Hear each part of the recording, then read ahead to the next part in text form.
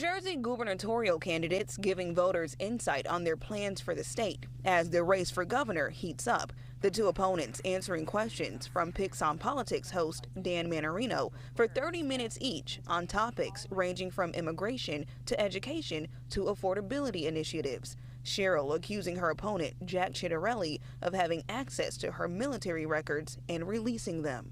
There's an ongoing IG investigation.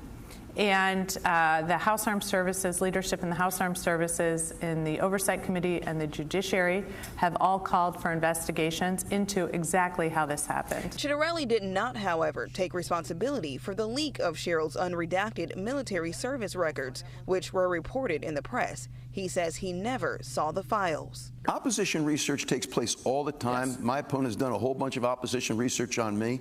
There's a team that's responsible for opposition research. It did make its way into the press, so I'm sure at some point. But did it make its way to the Ciattarelli campaign? Did anybody in your campaign get those files and then disseminate them? Yeah, that I don't know, Dan. There's a team that's responsible for opposition research. I don't engage with that team. Sherrill promised to freeze utility rates at their current level immediately. She suggested long-term fixes like nuclear power. She particularly noted PJM has driven up costs.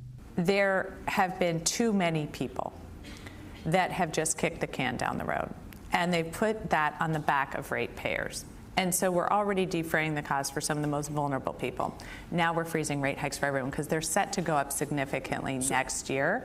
And then we're going to drive in massive amounts of power. Ciattarelli says he would pull New Jersey out of the regional greenhouse gas initiative immediately. Here's what I can do on day one.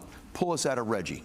The Regional Greenhouse Gas Initiative is a carbon tax policy that's costing New Jerseyans anywhere from $300 million to $500 million a year. Following the forum, we spoke to Dr. David Birdsell, the provost and senior VP of academic affairs at Kean University, on whether he feels undecided voters got enough clarity to lean one way or the other. Well, I've talked to a couple of undecided voters out here who didn't necessarily think they got that clarity, but they feel they learned a little bit more about differences in energy policy, about differences in the way that they would approach the economic competitiveness of the state.